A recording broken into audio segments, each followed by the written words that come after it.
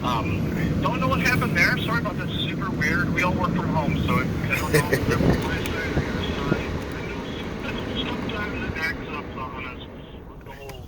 Basically, my phone is a headset plugged into a computer, so I don't know what happened. Sorry about that. Super weird. Um, I'll just get back into it. The reason I was calling is because I was hoping I can get you to look at the disclosure, preferably today if possible. Is it helps me out quite a bit, so I can get right back to work on continuing to finalize some numbers with your title company. The numbers that we sent you aren't final, but the reason I get it out as soon as I can is because there is a legal hurdle called the TRID timer that says you have to review that document at least 3 business days prior to closing. So rather than having something that has a risk of causing a delay for you, I try to push to get that out, okay? Okay. Now, they do like me to cover some information from that document, all of which is on the first page, so it isn't anything you have to memorize or write down. Do you have a couple minutes for me to go through that? Yes, yes. Hey, y'all give me 5 minutes. Give me 5 minutes. Yeah, go ahead. I'm ready. Okay, I'm going to zip through it because it sounds like you're busy. If you do come up with any questions, try to save them for the end. Oftentimes, this process can cover most people's questions. Okay. Here we go. At your signing, you'll need to have photo identification. Your first due date is supposed to be February 1st. We have you set to close on 12/23. The term of your loan is for 30 years. Your loan is for $173,630. Principal and interest comes in at $767.62. Tax and insurance in at $380.61, totaling a monthly payment of $1,148.23. Your interest rate is 3.375% with an annual percentage rate of 3.576%. And I definitely want to remind you that these numbers are not 100% final. I haven't gotten the final numbers from your title company yet.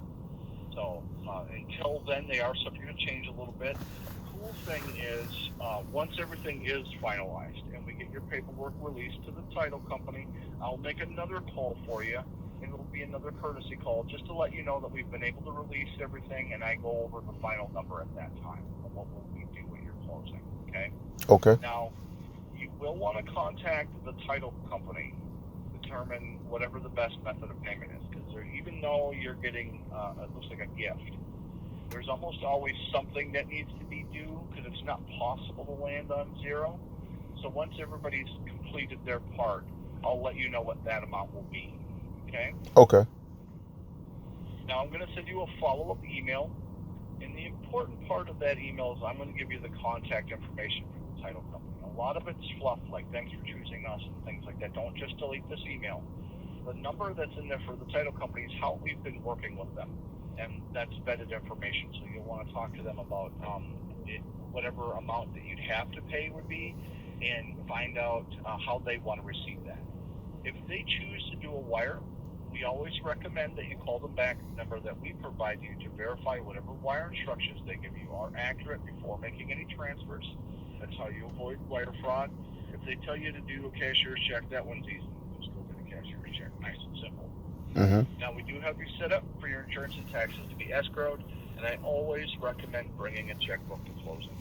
The Okay. reason for that is, um, while we oftentimes we have our numbers locked in, we often see title companies have a lot of last minute changes. Sometimes while you're sitting at the closing table, which means you wouldn't have time to make any kind of last minute adjustments. A lot of times when we see something like that, it's proration related. Like, let's say the seller shows up and says, hey, we have this water bill, it's municipal, we want it prorated, something like that.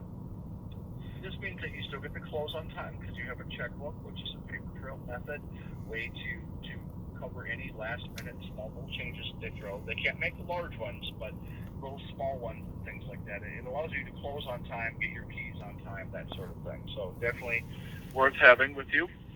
And if you don't need it, great. I'd rather you have it and not need it than the other way around. Right. Right. So, perfect.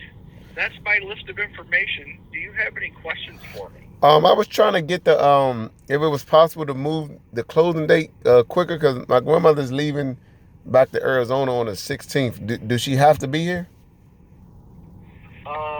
So is that the seller? Yes.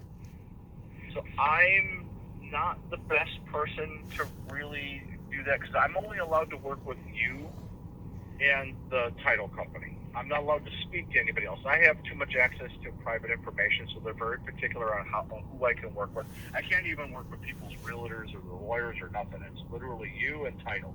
So if you want to change a date, the easiest way to go about it is because you need the seller's consent to do that, right? So if you're, since it's somebody that is known to you, work it out with them, and then work with the title company. Since the title company actually has to perform your closing task, they have to actually have the time and the space to be able to perform that.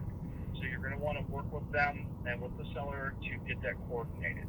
Once you've gotten that adjusted and the dates rolled back, the title company can reach out to us, request a date change. We'll update it in our system, and then rework the whole file for the new date for them, and then we'll go from there. But it's not something we can just change because you want to change the date.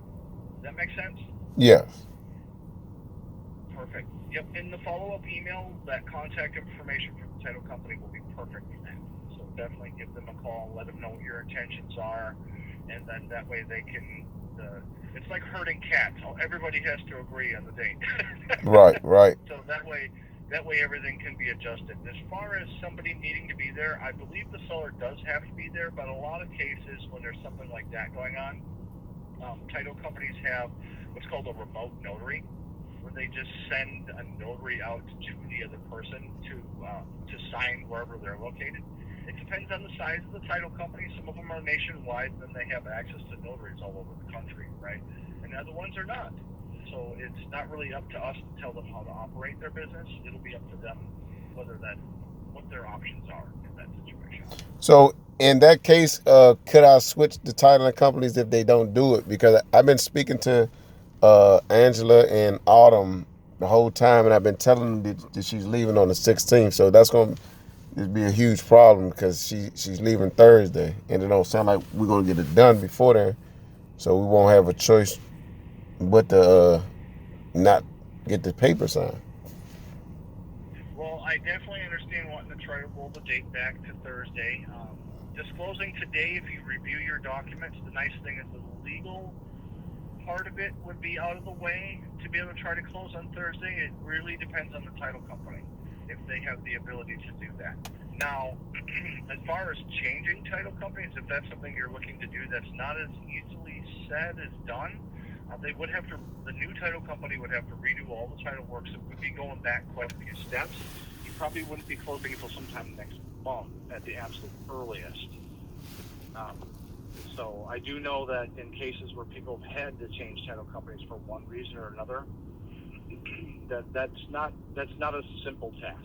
So it definitely would cause a major delay. There's no way you'd close on the 16th doing that for sure. Shit. All right, so let me review these documents so I can call them now.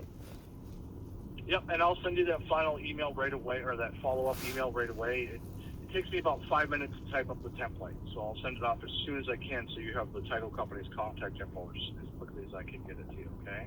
Okay, sounds great.